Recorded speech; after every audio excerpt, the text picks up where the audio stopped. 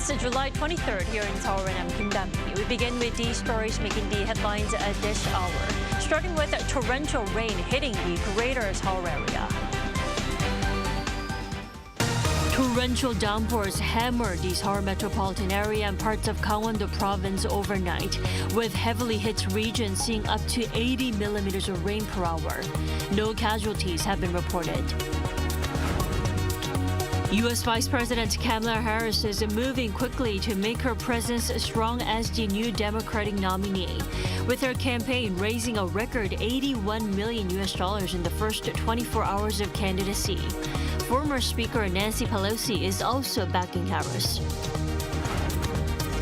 Producer prices in South Korea ended their 6-month rise in June. The fall was followed by a decline in the prices of farm goods. Torrential rainfall pounded the Seoul metropolitan area and Gangwon-do province overnight. The heavy downpours took a toll on properties and even left a driver trapped in a flooded road. Lee Seung-jae has more.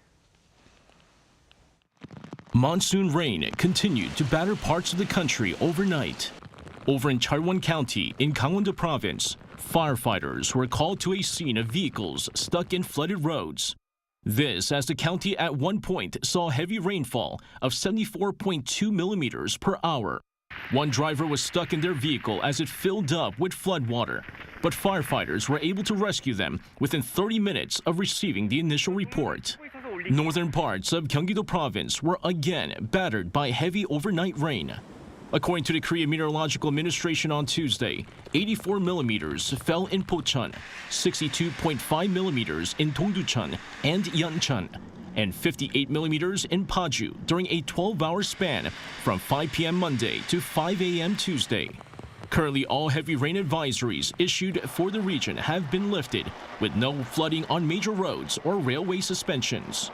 Meanwhile, the Korea Forest Service has issued the second highest landslide warning on a 4-tier scale in Seoul, Gyeonggi-do province, and the city of Incheon. Busan, Daegu, Gwangju, and Daejeon are all issued the third highest landslide warnings. The Forest Service called on all residents in the affected areas to pay special attention to disaster warning messages and evacuate quickly in case of emergency. More heavy rain is expected on Tuesday, with more than 150 millimeters expected to fall in the northern Gyeonggi-do region throughout the morning. Up to 120 millimeters of rain is forecast for Seoul and Incheon during the same period. Lee Seung-jae, Arirang News.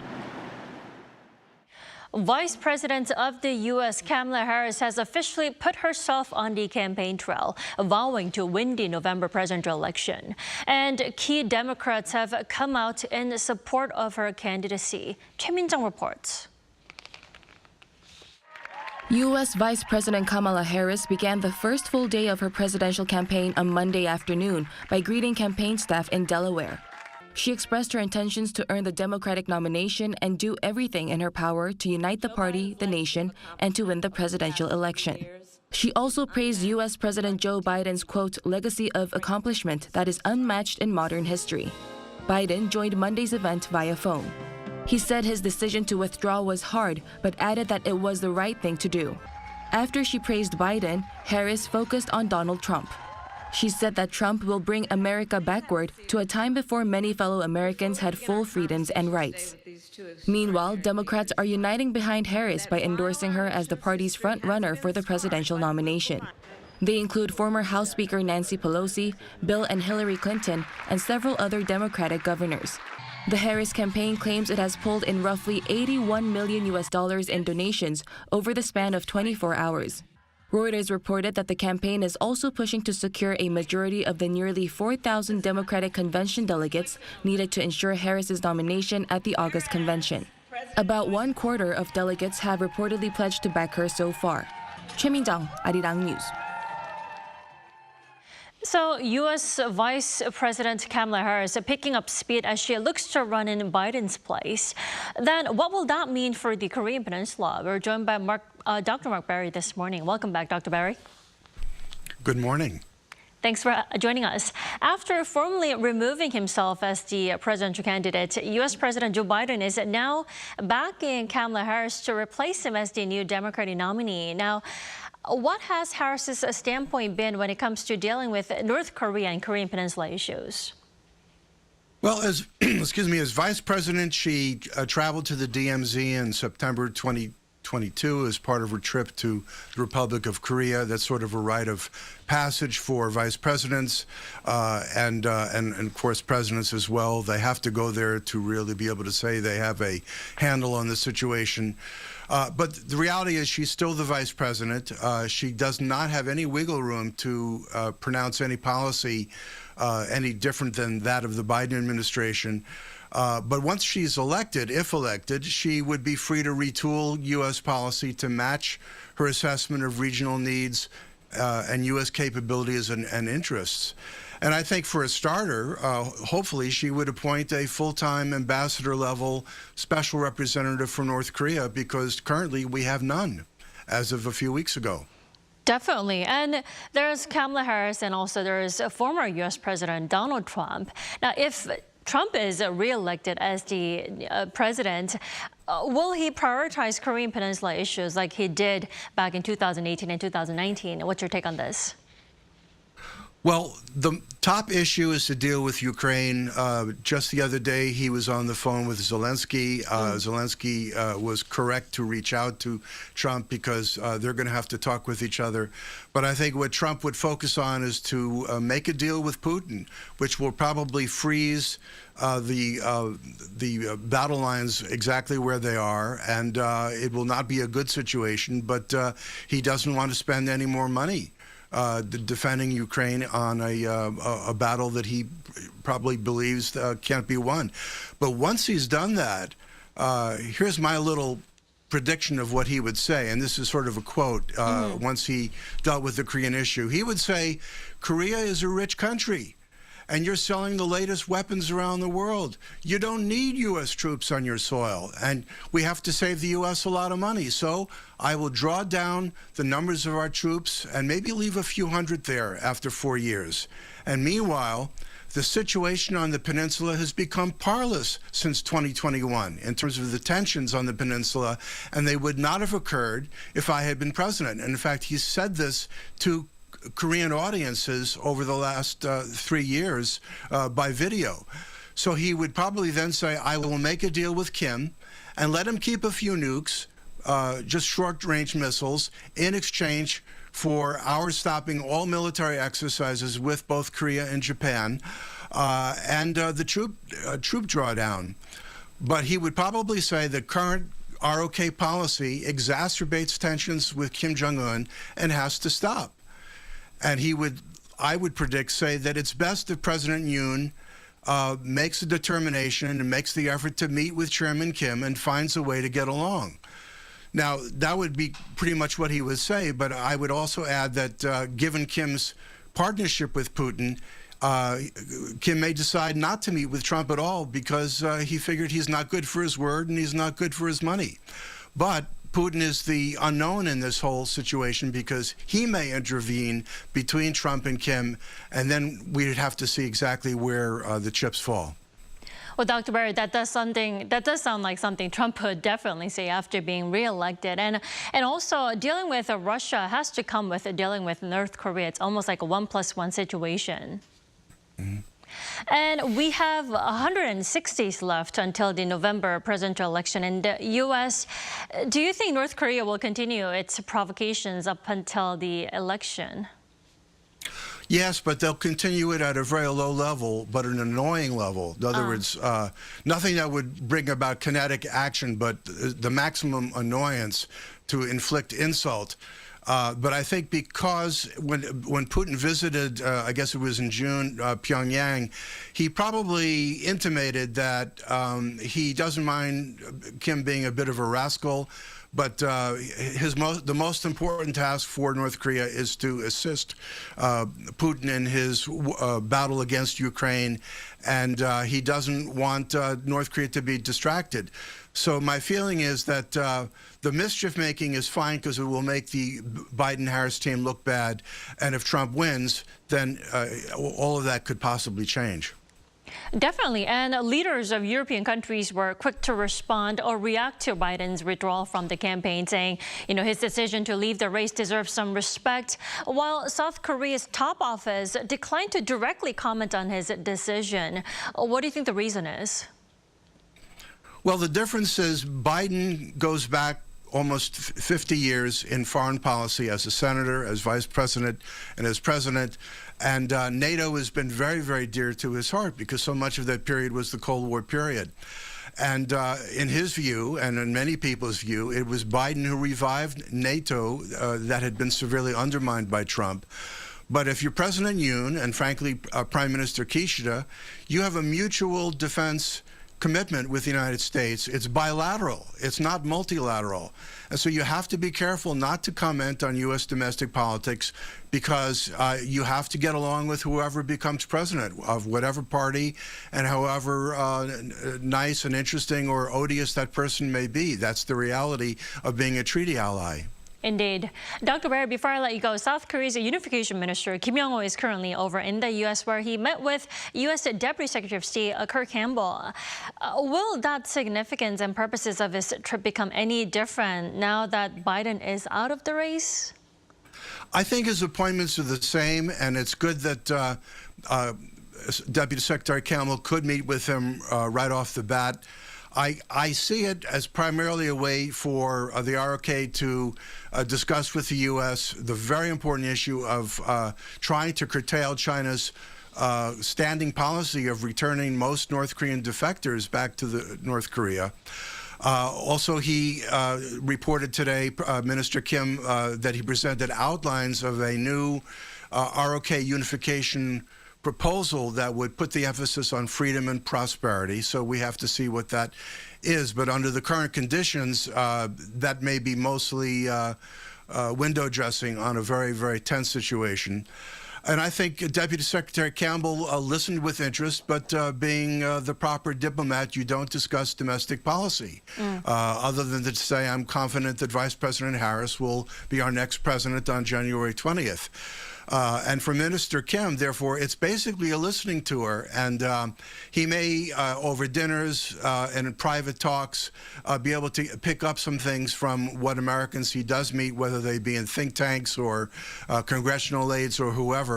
He's a good listener, and he'll make a good report back to the presidential office. And his timing is very fortuitous, and I wish him well. All right, Dr. Barry, always a pleasure to have you with us, and thank you so much for your insight, as always. You're quite welcome. Thank you.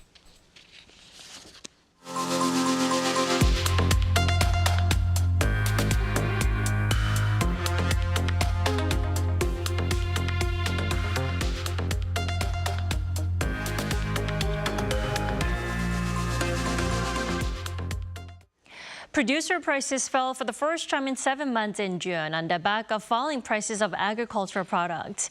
According to data from the Bank of Korea on Tuesday, the producer price index last month stood at 119.19, 0.1% lower than a month earlier. The fall in producer prices in June comes after 6 straight months of increases. And on a yearly basis, the index rose 2.5%. The fall in producer prices comes on the back of a 2.8% on-month decline in prices of farm goods and a 0.1% drop in utility costs. South Korea's Defense Minister Shin Won-sik will visit Tokyo this weekend for a trilateral meeting with his counterparts from the U.S. and Japan. He will be joined by U.S. Secretary of Defense Lloyd Austin and Japanese Defense Minister Minoru Kihara on Sunday. They'll discuss North Korea's nuclear and missile threats and ways to cooperate on the matter. Also on the agenda is bolstering three-way security cooperation. This meeting is first to take place in Japan, as the three ministers agreed at the Shangri-La Dialogue in June to rotate on hosting trilateral ministerial meetings.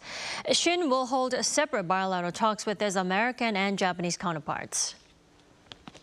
The ruling People Power Party will hold a national convention this afternoon, where it plans to announce its new party leadership. With voter turnout lower than that of the previous convention, all eyes are on whether any candidate will secure a majority of the votes. Our National Assembly correspondent Shin Ha-young reports.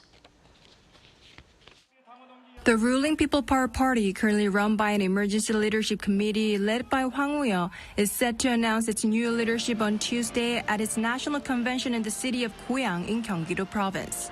Ahead of the convention, the party held a 4-day vote which finished on Monday with 48.5% of the 841,000 eligible party members casting their ballots. Those votes will count for 80% of the total results, with the remaining 20% coming from public opinion polls. The number of eligible voters was the highest ever recorded in a PPP national convention. However, the voting rate has decreased by 6.6 percentage points from last year's record high when Kim Gi-yeon was elected as a party leader. The lower voter turnout is attributed to negative campaigning in the leadership race, where candidates focus on trying to bring down their opponents rather than discussing the party's future plans. 4 candidates are competing over the single position of party chair. If none of them win a majority, a runoff will be held between the top 2 candidates, with the winner announced on Sunday. At the same time, 9 candidates are running for 4 available seats on the party's Supreme Council, while 4 candidates are competing over a seat designated for a young member of the Supreme Council who is under 45 years old. The ruling party is choosing its new leadership about 7 months after its former party leader Kim Gi-yeon resigned in December in response to increasing calls for him to step down and revamp the troubled party ahead of the April election. Since then, the party has been operated by an emergency leadership committee. That committee was originally headed by former interim leader Han Dong-un, who then resigned after the election, taking responsibility for the party's electoral defeat. Political circles believe the new party leader, once elected, will face significant challenges in working with the opposition party under the 22nd National Assembly, where the ruling PPP only holds a minority of the seats. There's also much anticipation about how the new leadership will drive the party's reform following the recent election defeat. During their 2-year term, the new leader will also be responsible for guiding the party through the 2026 local elections. 신하영, Arirang News. Short-form platforms like YouTube Shorts and Instagram Reels are known for their high user engagement. And Korean wave, or Hallyu, is making a strong presence through these short yet dynamic videos. Ian Hee has this report. A window to the entire world. With just a swipe, we can discover content from all around the world. I'll aim to convey my key message within a 15 to 60-second time frame, reflecting the trend of shrinking attention spans among today's audience. In our fast-paced world, there's a strong preference for short-form media or bite-sized content that is compact and can be quickly consumed. Whether it's entertainment, educational videos, or even news, there is something for everyone. Industry experts say that there has been a notable rise in content on short-form platforms since the late 2010s. The major platforms include TikTok, Instagram Reels, and YouTube Shorts. From short viral videos to everyday live content, these videos have reshaped how we consume mainstream culture. They have also become a powerful new tool to promote the Korean wave, especially K-pop. Short-form platforms have boosted the spread of K-pop content significantly among international users. When a new song drops, it's almost standard practice for artists to create dance challenges or viral trends that fans can easily engage with. According to TikTok Korea's research, over 50% of its users are open to learning about new cultures. As a leading global short-form platform, viral hashtags influence both creators and users, shaping global trends and driving product purchases. The company refers to this phenomenon as the halo effect. 86% of U.S. consumers and 76% of Southeast Asian consumers became more interested in Korean products and brands through watching content on the platform. Most importantly, such digital media platforms empower individuals to become ambassadors by spreading content virally. I believe the most important role of platforms like us is boosting user engagement by providing technical tools and making content creation enjoyable. We plan to continue strengthening these capabilities to further establish a leading platform for setting trends. A new era of the Korean wave is set to be unfolding. Though short in length, these videos have the power to significantly expand the reach of K-culture to a broader audience. Ian Hee, Arirang News.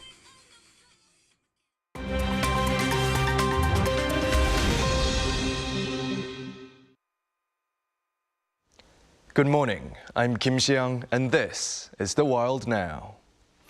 We begin today in Ethiopia, where landslides in the country's southern Gofa region have killed at least 55 people. According to the local chief of the area, the death toll could yet increase as search and rescue efforts are ongoing. A Gofa district spokesperson stated that the first of the two landslides struck on Monday morning as the remote region saw heavy rainfall the day before. He added that locals, including police, gathered at the site to save those buried by the first landslide, and that is when the second landslide happened and those who gathered there died. Previously, landslides in Ethiopia claimed the lives of at least 32 people in 2018. Venezuela's presidential election will be held this Sunday to choose the country's leader for the next 6 years. The incumbent president, Nicolas Maduro, who has held onto power for some 11 years since President Hugo Chavez died in service, will face his biggest test yet as the country continues to struggle with unprecedented levels of poverty and emigration. He'll go up against Edmundo González Urrutia, a former diplomat running for an opposition coalition, the Democratic Unitary Platform. 74-year-old former diplomat González is the opposition's third-choice candidate, as Maria Corina Machado and Corina Lloris have been banned from running. While 61-year-old Maduro inherited an economy beset by high inflation and unemployment, his leadership has presided over Venezuela's economic collapse. Maduro has also been accused of authoritarianism, including the imprisonment of opposition politicians. Nepal's newly appointed Prime Minister, Khadga Prasad Oli, won a vote of confidence in Parliament on Sunday to secure his position. Commonly known as KP Sharma Oli, Nepal's new Prime Minister won 188 votes in favour with 74 against in the 263-member House of Representatives. The 72-year-old veteran communist leader was sworn into office for the fourth time last Monday after shaping a new alliance with his main coalition partner, Nepali Congress, and several other smaller parties. Under the power-sharing agreement, KP Sharma Oli and Nepali Congress Party President Sharad Bahadur Deuba will rotate the Prime Minister's post until the next general election in 2027. Nigerian artist Fola David is seeking the Guinness World Record for the largest drawing by an individual after he spent 6 days working on a piece in a stadium in the country's capital, Lagos. The 30-year-old, who is also a medical doctor, worked on his 1,050-square-meter drawing titled Unity in Diversity, which he says showcases the country's rich cultural heritage. David's drawing shows an image of two giant hands holding a map of Nigeria, a project that was long held a dream. He also failed to break the record in 2015.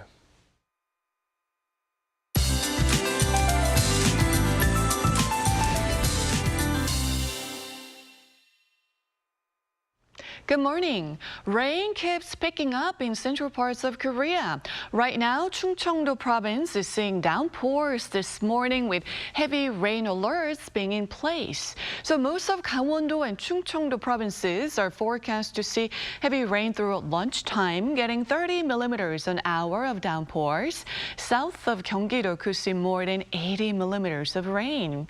The capital and nearby areas are forecast to see heavier showers after lunch. But again, certain provinces are bracing for a scorcher with heat alerts being in place. Daegu and Jeju will see a high of 34 degrees Celsius this afternoon under partly sunny skies. But Seoul gets up to 27 degrees with that high humidity. Even Busan will see a high of 30 degrees Celsius this afternoon. Then monsoon rain takes a break in central regions from tomorrow. While some weather experts are saying that tropical storm Kemi has pushed away the monsoon front from the Korean Peninsula. Then the sweltering heat will set in. With that in mind, let's take a look at the international weather conditions.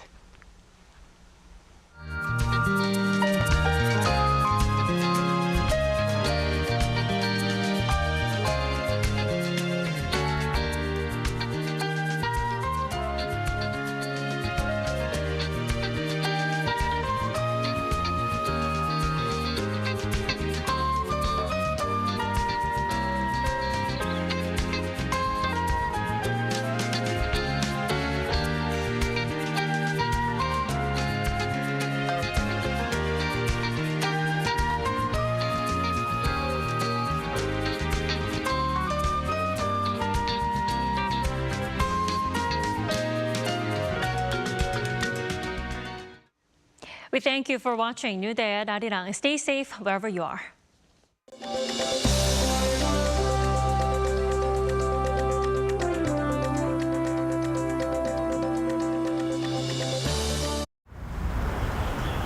Welcome.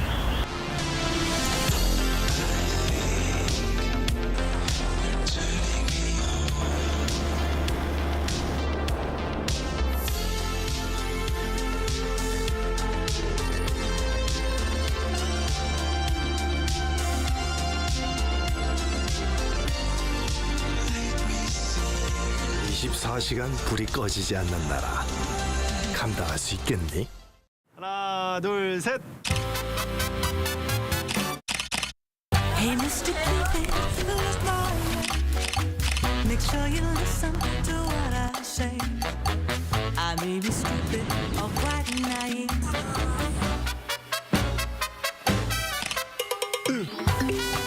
끝없이 쏟아지는 포토스팟. 휴대폰 한 대로 감당할 수 있겠니? Arrow straight through my heart. 한국에 오면 먹어야죠.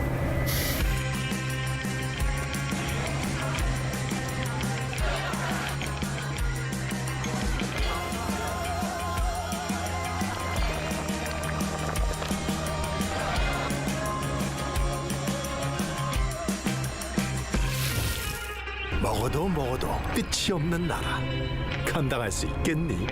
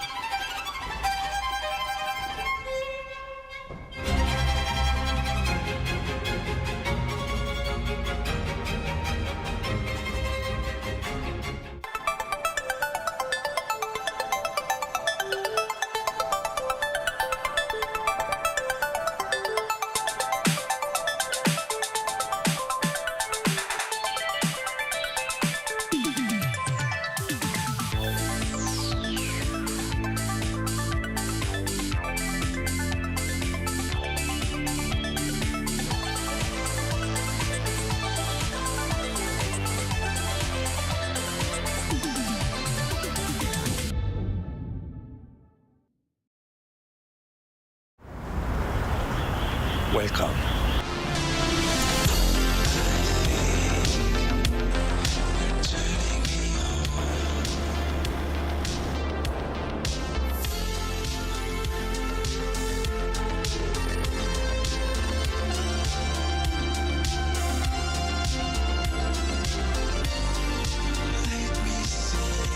(24시간) 불이 꺼지지 않는 나라. 감당할 수 있겠니? Welcome.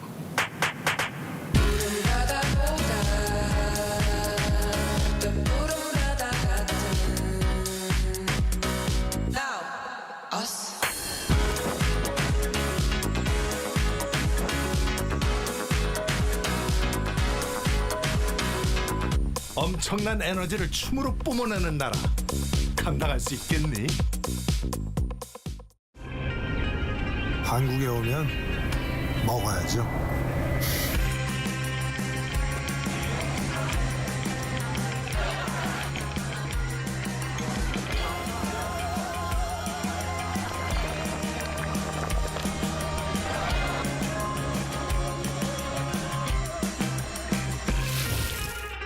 먹어도 먹어도 끝이 없는 나라.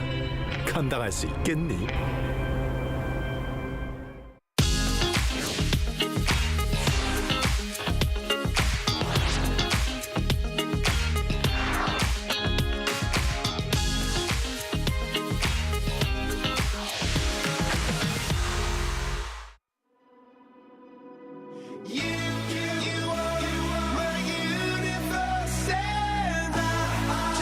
We are here to bring a new type of news show.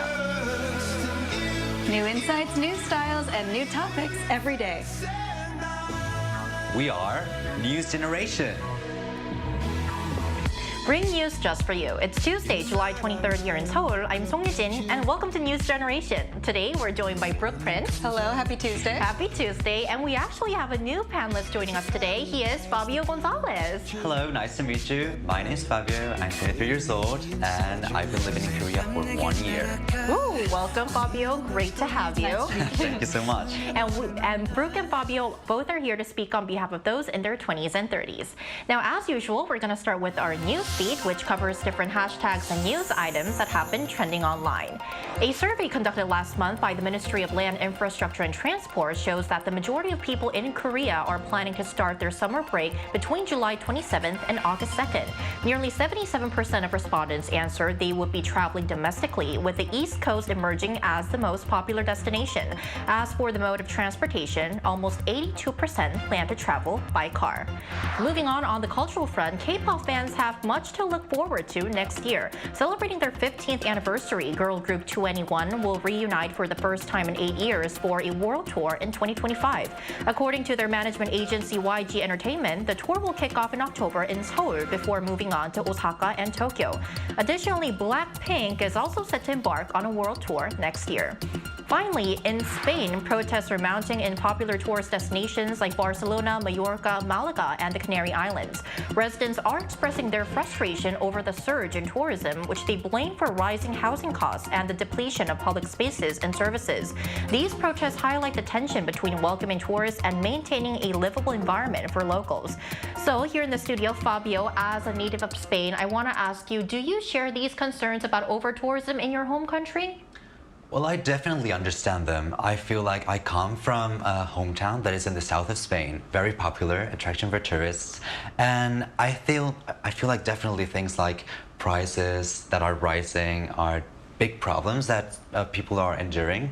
But at the same time, I also feel that it's mostly because of the type of tourism that we have. Spain is very known for its lifestyle, its parties, and it's a beautiful country. Yes, I feel like it's a very good summer destination. And when you multiply the tourism that we get, obviously there are some benefits to that tourism, but at the same time there are some negative effects, like, you know, having the streets full of people and not being able to do your own lifestyle as a citizen. So I definitely understand the sentiment, and I feel like we should strive and try to get a better and sustainable system for tourists in Spain. Right, and I think a lot of our viewers would resonate with these problems because over-tourism is not an issue that's only being faced in Spain, but in other parts of the country as well. We previously talked about this issue on NewsGen. So now to you, Brooke, have you also faced these challenges involving over-tourism, and do you have any suggestions in some of the ways we can alleviate the burden of these tourists? Well, as you know, America is quite a large country, so not every city suffers from over-tourism, but of course the major popular destinations do, like New York City and the place where I used to live before I came to Korea, Los Angeles. And whenever you say Los Angeles, people always say the traffic. The traffic was definitely horrendous, and the housing was also quite expensive, and a lot of that is due to over-tourism. Similarly, in places like Miami, I recently went there to see my sister get married, and there were a lot of tourists, and I read that actually the rent in Miami is 37% higher than the national average, and that again is because of over-tourism. And this is not just a problem in Spain or in the US, but also in Korea, particularly in traditional villages where they have the hanok that tourists really love to see. Unfortunately, locals have been trash, all of these problems. Because of that, the government has actually had to intervene. Now, I'm not sure what the solution is to this problem, but I would say maybe encouraging tourists to go to lesser known destinations. I mean, some of my favorite memories in Korea has been going to places that locals have recommended to me, not just tourist traps. So that's my thought on it. Right, and these types of tours are actually trending here in Korea, and hope we can see more effective, sustainable solutions regarding tourism so that we can see these conflicts cool off. And that was our news feed for this Tuesday. So we're now going to move on to our main discussion of the day. So today we've chosen a topic for all of our viewers who have plans to study or who are already studying in Korea. Stepping out of your comfort zone and starting a new life in a different country has its challenges. But just like the saying, no pain, no gain, studying abroad offers unique and life-changing experiences. Remember, adventure is the best way to learn. So imagine how much you can learn while adventuring and studying in a completely new environment. So, what's it like studying here in Korea? Right, so today we're going to talk about what's it like studying here in Korea. And for a more in-depth and lively discussion on today's topic, we have invited Fabio to the studio. You seem like the perfect guest for the topic. So you briefly introduced yourself to our viewers, but I'm sure many of our viewers will want to know more about you. So please tell us more about your journey here in the country. Of course. So I have been learning Korean for the past 8 years. Wow. But it's my first time actually living in Korea. Really? It's only 1 year. Wow. All due to Corona and all of the situations. But my major is actually in the field of design and art. So I know that it doesn't really have to do a lot with my Korean proficiency, but at the same time, I really wanted to mix both worlds and try to, start a new adventure in a new country. And I think that's part of the reason why I came to Korea. At the same time, I was also interested in a lot of the things that are related to the K-wave, the Hallyu wave, like K-pop, broadcasting. Girls' generation. Girls' generation, new generation, girls' generation, both. And, I was also very inspired by the design and the production that goes behind it. And that's also part of the reason why I wanted to get, my education also here in this country. Right, and Fabio, you mentioned it's been 8 years since you started learning Korean, but believe me, everyone, he is amazing at Korean. Unbelievable, really interesting. Now, we invited Brooke and Fabio both here to the studio today because you guys both chose to study here in the country. That's right. So now to you, Brooke, are we actually seeing more international students making similar choices, that is, pursuing an education here in Korea? Yes, we are, and I definitely remember almost 10 years ago when I first told my friends and family that I was going to Korea. It came out of left field, but these days it is a much more common occurrence for people to pursue their education here in Korea. Now, if you take a look at the screen, you can see that there have been a whopping number of international exchange students that have come to Korea. It's actually reached up to 182,000 as of last year, and this is a figure that has more than doubled in the past 10 years alone. Now, many are spectating that the reason why it's become so popular to study in Korea is, like Fabio mentioned, the Korean wave. Now, when I say the Korean wave, I mean the things that we know and love that Korea has to offer, like K-dramas and K-pop, Korean food like mukbangs, Korean culture. The list goes on and on. There are so many things that appeal to the masses and bring them here. Now, statistics show that the most international exchange students come from countries like China, Vietnam, and Mongolia, but you only have to look so far as in this room, in this studio, to see that there is someone from Spain and someone from America here as well. So Korea has truly become a global phenomenon, and there are more and more international students coming here to see what Korea is all about. I see. And talking about when you first came to Korea, Brooke, I heard that you first came to Korea. You've been living in Korea for 8 years now. I know that you didn't initially come to Korea to study, but I also heard that you actually pursued a degree here. So tell us more about your experience. Yes, definitely. It's been wonderful to meet Fabio because I feel like we have a lot of similarities. There are 10 years between us in age, but we really do have a lot of similarities in our journey with Korea. My journey started in 2016 when I first came here to be an English teacher, actually. So not to be a student, but to be on the other side of the equation, to be a teacher. But I fell in love with the Korean language, and I really wanted to learn it. So I started studying it at the Language Institute at Sogang University, and then eventually I ended up receiving the GKS Government Scholarship scholarship, and I started attending Chungang University, where I graduated with a master's degree in interpretation and translation. So during that program, I learned how to interpret consecutively and simultaneously from Korean to English, as well as from English to Korean. That's amazing. I have to say, it was the hardest thing I've ever done in my lifetime, but it was so rewarding, one of my proudest achievements, and definitely some of my best memories here in Korea. Great, inspiring, oh lovely.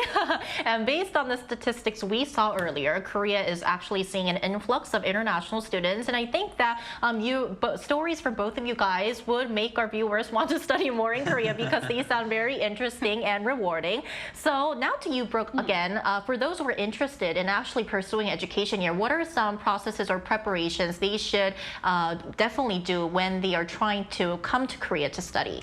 Well, since I was a scholarship student, like I said, the process was a little bit different in terms of applying, but in general, I would say one of the first things you should look at doing is studying for and taking TOPIK, and that is the Korean proficiency exam. It's very important for work and for school. Right. Depending on which school you want to apply to, as well as your level of education, they have different requirements for which score that you need to get, but regardless, it's a great thing to just have on your resume. And then, of course, the most frustrating thing as a foreigner living here, you have to deal with your visa. Right. So if you're going to study here, you do need a student visa, and there's a lot of paperwork that goes into that, so just make sure that you are organized, you know all of the rules, but don't be too intimidated because usually every school has an international department. Mine at Chungang University was wonderful. They helped me through the entire process, so don't be too worried. You can get through it. Right, we can do it, everyone.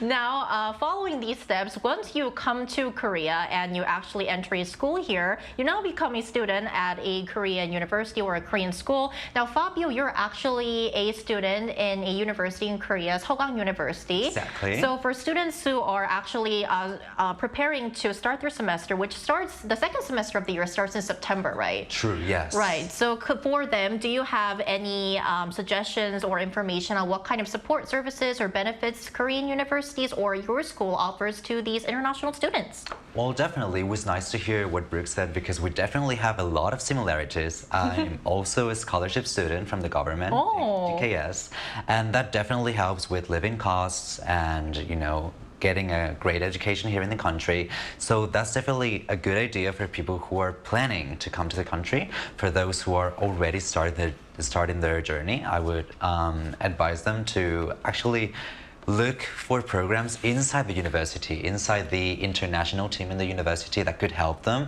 actually build their network. I feel like there's a lot of programs that help international students build connections with Korean students or help each other. And they also might get some scholarships that can help them during their first months here in Korea. So that's definitely a good idea and a good advice that I would like to give people. Are there like any programs or memorable experiences regarding your university life? Sure. I feel like I did participate in one of those. I didn't really need it because thankfully I did have a lot of friends that helped me through the process. You made some great friends here. I did make a lot of great friends that helped me, you know, do the basic things, get a bank account, get a telephone number. All of these things are definitely necessary. But they're hard to start off. Very complicated because you need to look into each one of them and really, you know, try to figure out what you need, how to do it, and how to deal with probably the language barrier for most people.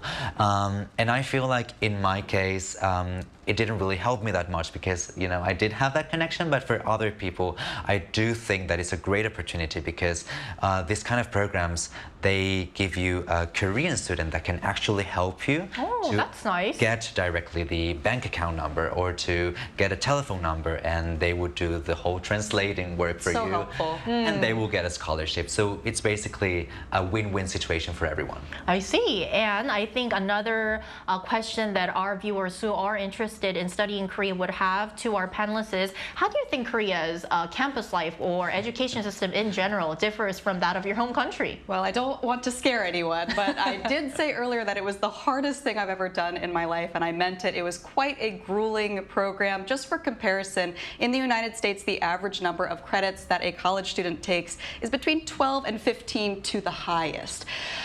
At Chugong University, I took up to 22 credits. I've never taken 22 credits. Now, to do the math on that, typically a credit equates to about 3 hours of schoolwork, both in and out of class. So that means that I did schoolwork for around 66 hours a week. Sometimes it was more than that.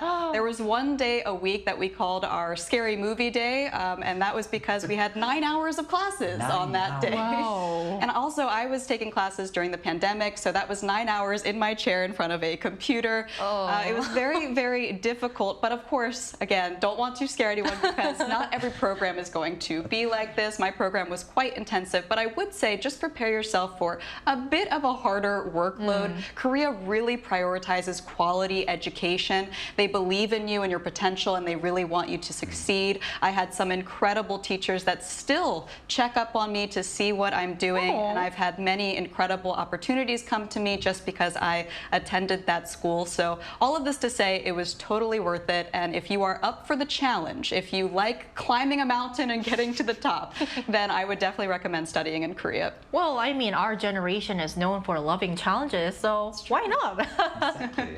Right, and Fabio, do you also agree with what Brooke said? Definitely. I definitely agree that it's hard, it's tough, but at the same time, I think one of the reasons, and I think that Brooke will agree with me, is that in the Korean educational system, there's this thing about extracurricular activities like contests or maybe some voluntary work that can help people build their portfolio and you know, have more chances to get a better job. And I feel like that keeps people busy. And I have encountered a lot of situations where I'm doing a teamwork that is only for class, and my classmates would, you know, encourage me to actually take it to the next level and participate in the contest. And that definitely takes a lot of hours from your personal schedule.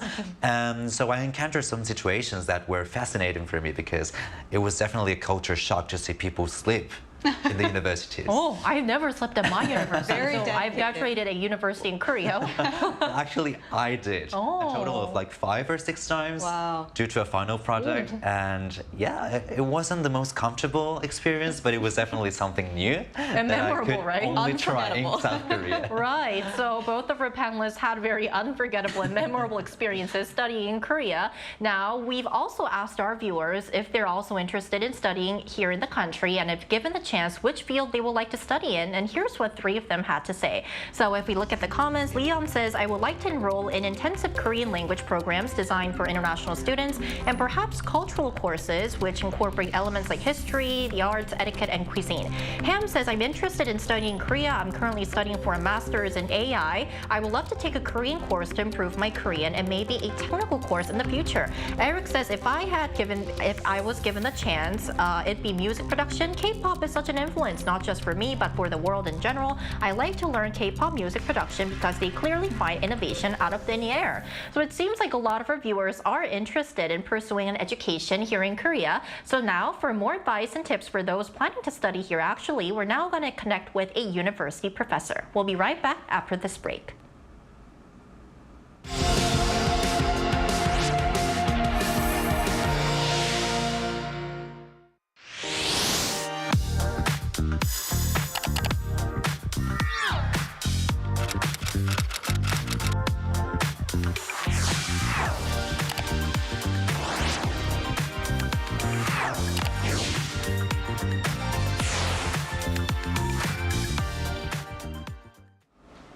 So today we're joined by Hannah Jun, Associate Professor at Ewha Women's University Graduate School of International Studies. It's great to have you back, Professor Jun.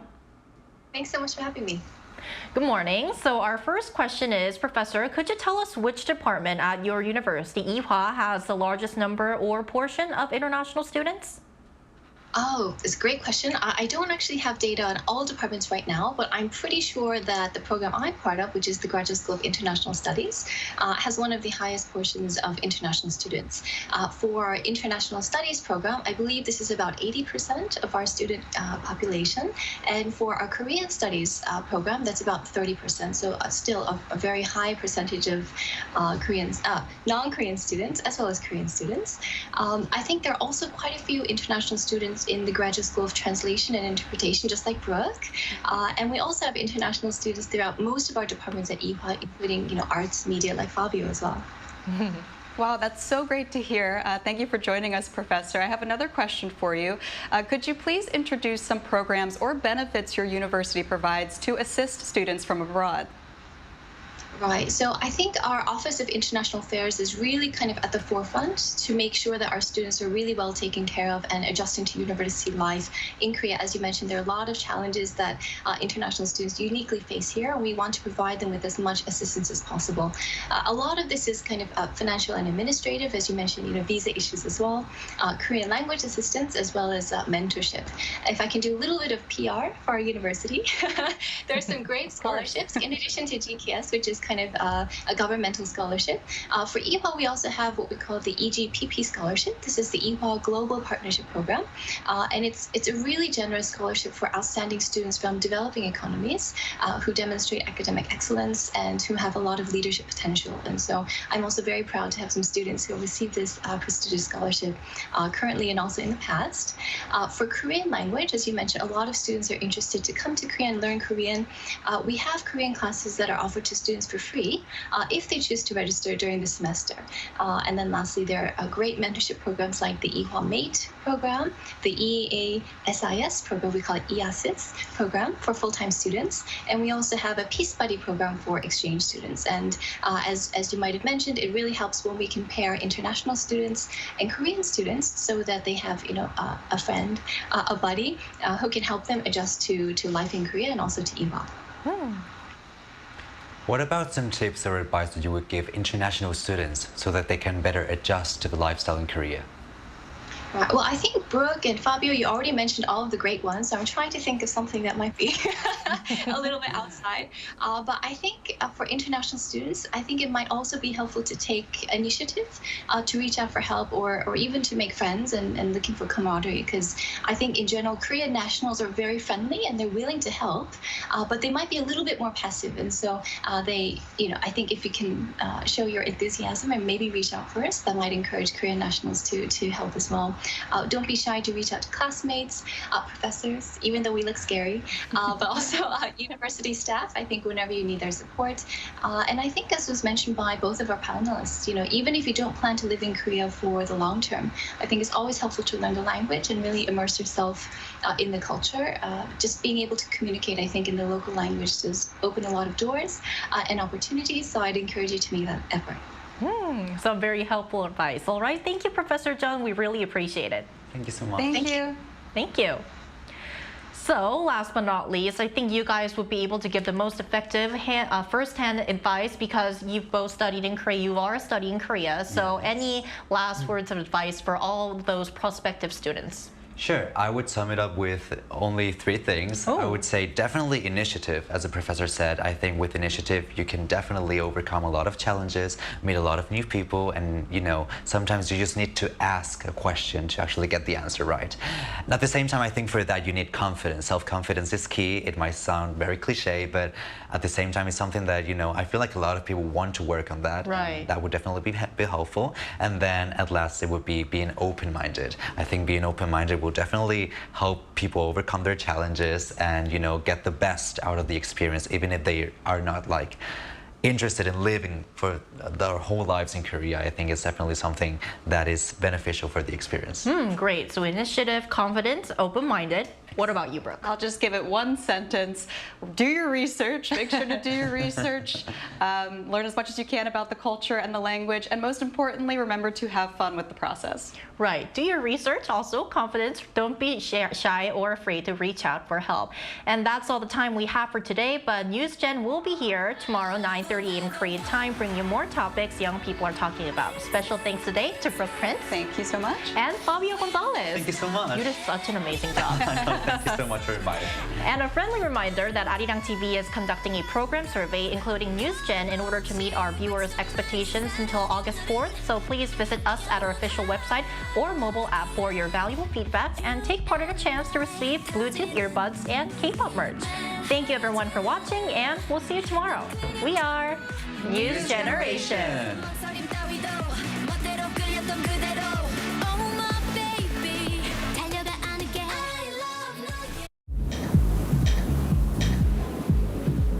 Welcome.